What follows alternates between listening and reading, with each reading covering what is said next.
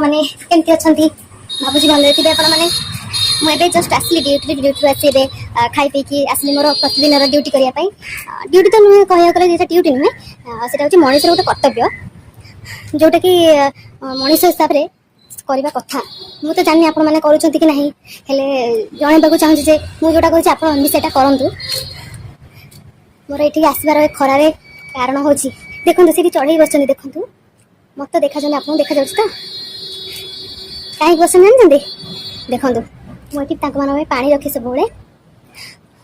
से सी आस पा PY please आपण मन भी कहूँ ये जो भाया खरा हो 40-42 डिग्री हो आम मैंने तो खाई पी एसी रही जाऊे पशु मान तो से सब सुविधा ना आम मनीष हिसाब से आम ये कर्तव्य रही